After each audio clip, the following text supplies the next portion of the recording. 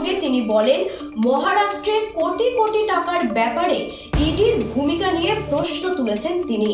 তৃণমূল কংগ্রেস জনগণের আস্থা অর্জন করেছে এবং মমতা বন্দ্যোপাধ্যায়ের নেতৃত্বে বাংলা এগিয়ে যাচ্ছে। সিপিএম বিজেপিকে ভোট ট্রান্সফার করছে, ফলে তাদের জনপ্রিয়তা কমে গেছে। তৃণমূলের গোষ্ঠী দ্বন্দ্বের গুজব উড়িয়ে ফিরহাদ হাকিম বলেন, তারা পরিষ্কারভাবে কাজ করছেন এবং বেআইনি নির্মাণ রোধে কঠোর পদক্ষেপ নেবেন। মাদারিহাট এলো, সবকটাই এলো। মাদারিহাটও এসছে। ওটা আগে মনোজ টিক্কা জিতেছিল 2 বার না 3 বার, সেটাও এখন আর বিজেপির কাছে নেই। কিছুটা ভুল বুঝিয়ে চা বাগান করে করেছিল, সবটাই এখন তৃণমূল কংগ্রেসকে মানুষ বিশ্বাস করছে এবং এই নিয়ে বাংলা এগিয়ে যাবে। বিজেপির বক্তব্য যে উপনির্বাচনে তারা কোনো আদৌ গুরুত্ব দিতে চায় না। অন্যদিকে সুকান্ত মজুমদার বলছে যে এবার লক্ষ্য হচ্ছে 26-এ বিজেপি। একটা হচ্ছে নাচতে না জানলে উঠান বেকা, আর যেখানে মুখ থুবড়ে পড়ে, এখানে যে ক্লাস 1এই মুখ থুবড়ে পড়ছে সে বলছে আমি হায়ার সেকেন্ডারি পাস করব। বিগত দিনে শুনলেও হাসি পায়, বিজেপি ভোট চায়। বিগত দিনে এতগুলো আন্দোলন, সরকারের বিরুদ্ধে এত কিছু হয়েছে, তারপরেও কিছু মানুষের আস্থা তৃণমূল কংগ্রেস এবং মমতা ব্যানার্জির প্রতি পূর্ণ আস্থা আছে।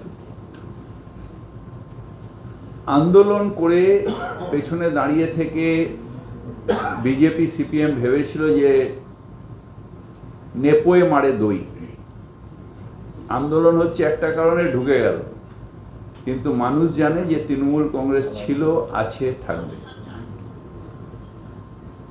অধিকাংশ জায়গায় বাম এবং কংগ্রেসের জামানত বাজেয়াপ্ত হয়েছে।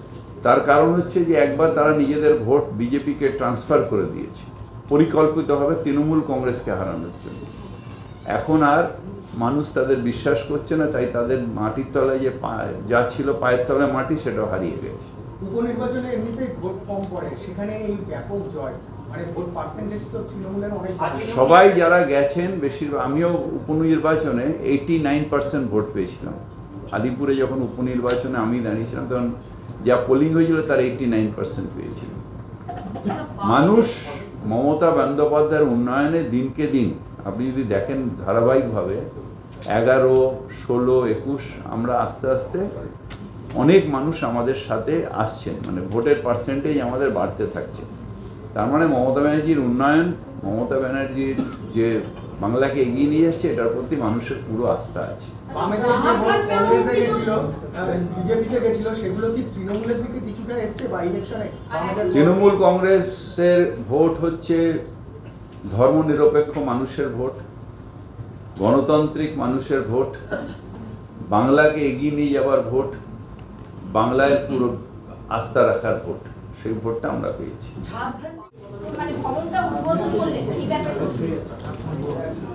পরে বলছি।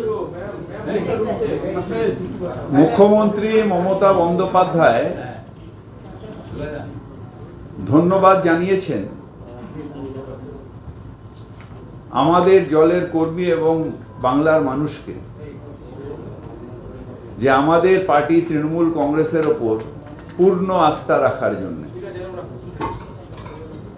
মানুষ মমতা বন্দ্যোপাধ্যায়কে বিশ্বাস করেন এবং তৃণমূল কংগ্রেসকে বিশ্বাস করেন। তার যে উন্নয়ন, সেই উন্নয়নে পূর্ণ আস্থা রেখেছেন এবং তাই একটা বিপুল পরিমাণ জয় এই বাই ইলেকশনে 6টায় 6টা তৃণমূল কংগ্রেস পেয়েছে। আমরা মানুষকে এবং আমাদের দলের কর্মীদের ধন্যবাদ জানাই।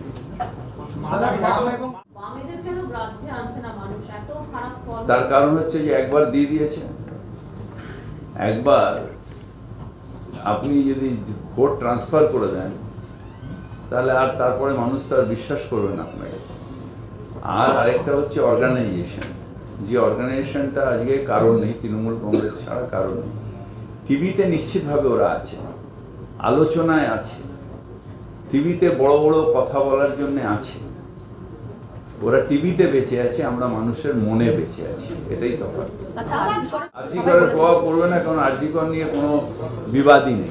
আজ আরজি করে আমরাও চাচ্ছি যে দোষীর শাস্তিও আর আরজি করের যারা ডাক্তার তারাও সেটা চাইছে। সুতরাং আরজি করের প্রভাব কি? আরজি কর তো আমার বিরুদ্ধে নয়, মুখ্যমন্ত্রী তো তিনবার করে তাদের সাথে বসেছে।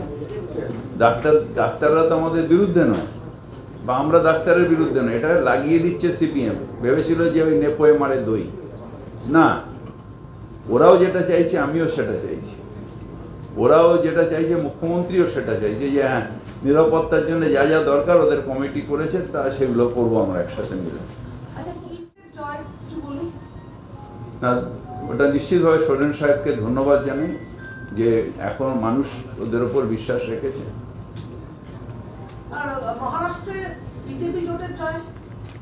মহারাষ্ট্রে অনেক অনেক টাকার ব্যাপার, কোটি কোটি টাকার খরচার ব্যাপার আছে। অত টাকা দিল্লির থেকে নিয়ে গেল একজন নেতা, তারপরে তার নামে কোনো কেস হলো না, তখন ইডি ঘুমিয়ে পড়েছে। ক্যাশ টাকা, অত কোটি টাকা ক্যাশ পাওয়ার পরেও কোনো ইডির কেস হয় না। এ রাজ্যে যে ওদের চিন্তা ভাবনা, তারই জন্যে কি ওরা যত দিন যাচ্ছে শূন্য থেকে আরো শূন্যের দিকে যাচ্ছে? ওদের মেন হচ্ছে, যেটা আমার মনে হয় সেটা হচ্ছে যে আস্তে আস্তে ওরা যেরকম রাশিয়া বিভিন্ন জায়গায় ওদের ইডিওলজি আর চলে না, ওটা আস্তে আস্তে হয়ে যাচ্ছে, সেরকম এখানে উবে যাচ্ছে আস্তে আস্তে বামে। কারণ একটাই ভুল করেছে ওরা, সেটা হচ্ছে যে প্রথমে বিজেপিকে তার নিজের ভোট ট্রান্সফার করে দিয়েছে, আর সেই ভোটটা আর আসছে না। মহারাষ্ট্রের লাডলি বহেন আমাদের এখানকার লোক। Mamata things today, rest of India things tomorrow. লক্ষ্মীর ভান্ডার তৈরি করেছিলেন মমতা দি, তারপরে অনেকে এটাকে কপি করছেন, ভালো মানুষ পাচ্ছে, ভালো। গ্রেফতার করলো কিছু হয় না তো, আমাকে তো গ্রেপ্তার করেছিল 21-এ। আমাদের ওপর কি কম অত্যাচার হয়েছে? অ্যারেস্ট হয়েছি, জেলে গেছি, বাড়িতে আননেসেসারি সিবিআই রেড হয়েছে, ভাবছে যে আমরা ভয় পেয়ে যাব, বম্বের নেতাদের মতন ভয় পেয়ে যাব। আমরা ভয় পাই না, যে ডর গিয়া ও মার গিয়া। মোহাম্মদ সেলিম, প্রশান্ত কিশোর, মোহাম্মদ সেলিম তাদের দলের জন্য আর কিছু হবে না। প্রশান্ত কিশোর ইলেকশন করে না, ইলেকশন হয় মমতা ব্যানার্জির মুখ, মমতা ব্যানার্জির প্রতি মানুষের বিশ্বাস, তৃণমূল কংগ্রেসের কাজ, তৃণমূল কংগ্রেসের অর্গানাইজেশন, এটা হচ্ছে মূল আমাদের, যেটা আমাদের সাকসেস যেটা, সেটা এটাই। এখানে যখন এত আস্থা এত কিছু, কিন্তু বিভিন্ন জায়গা থেকে এটা গোষ্ঠীদ্বন্দ্বটা কেন? তৃণমূলের ওপর যদি কোনো গোষ্ঠীদ্বন্দ্ব হয় না, এটা আপনারা প্রেসে দেখানোর জন্য না। তৃণমূলের ব্যাপারে মানুষ এত ইন্টারেস্টেড, তৃণমূলের ব্যাপারে মানুষ এত ইন্টারেস্টেড যে গোষ্ঠীদ্বন্দ্ব দেখালেও আপনাদের টিভিগুলো চলে, টিআরপির জন্যে চলে। তা আপনারা তৃণমূল কংগ্রেসের ভালো কাজ তো দেখাবেন না, তাহলে ওই গদি মিডিয়া আবার সেন্ট্রাল গভর্নমেন্ট অ্যাড পাবেন না। সেই জন্য গোষ্ঠীদ্বন্দ্বগুলো দেখান, তাতেও মানুষ দেখে, সেই জন্য আপনাদের টিআরপি আসে, আপনারা ব্যবসা পান।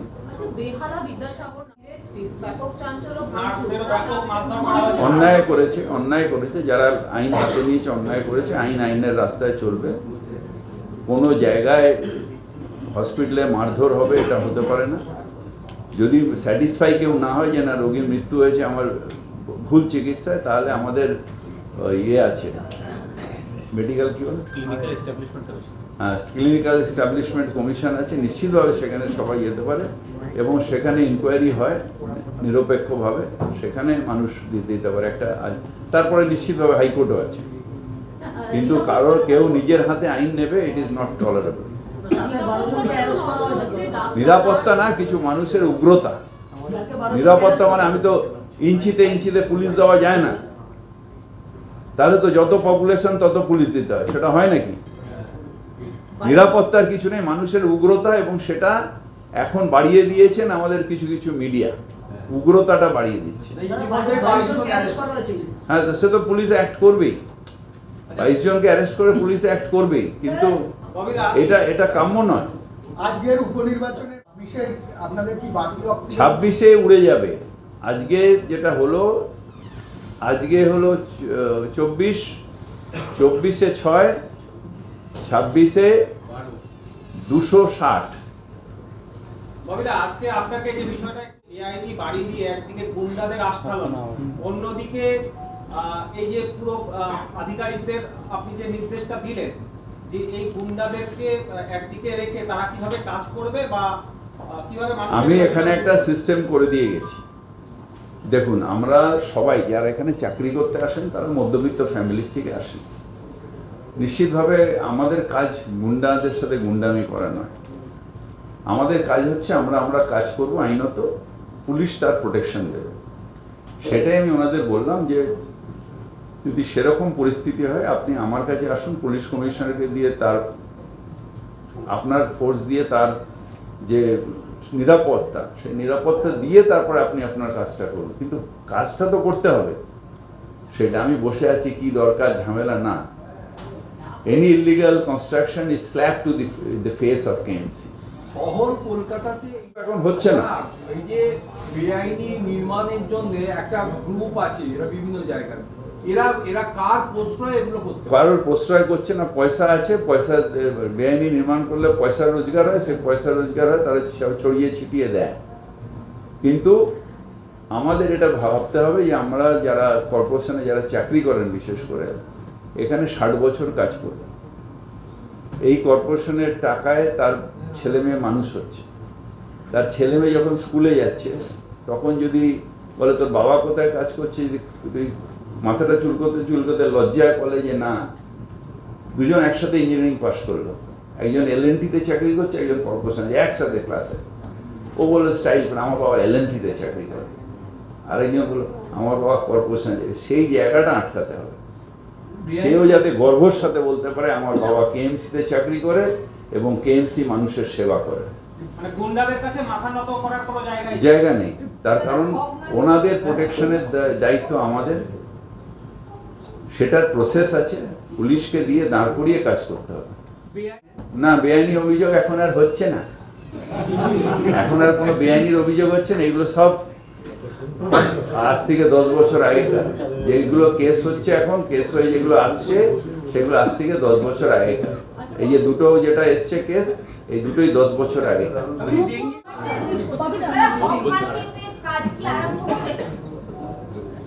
সবগুলো আমরা কনসালটেন্সি লাগিয়েছি, ওদের রিপোর্ট আসার পরে কাজ শুরু হবে। মোনাডাঙ্গায় একটা বড় জলাশয় বোঝানো হচ্ছে। কোথায়? মোনাডাঙ্গা 108 নম্বর ওয়ার্ড আজকে হচ্ছে, ওখানে বিরাট এলাকা টিন দিয়ে ঘিরে রাখা হচ্ছে। দেখো তো কোথায় হচ্ছে, আমি তো জানি না। অ্যাড্রেসটা বলতে পারবেন? অ্যাড্রেসটা নোনাডাঙ্গা।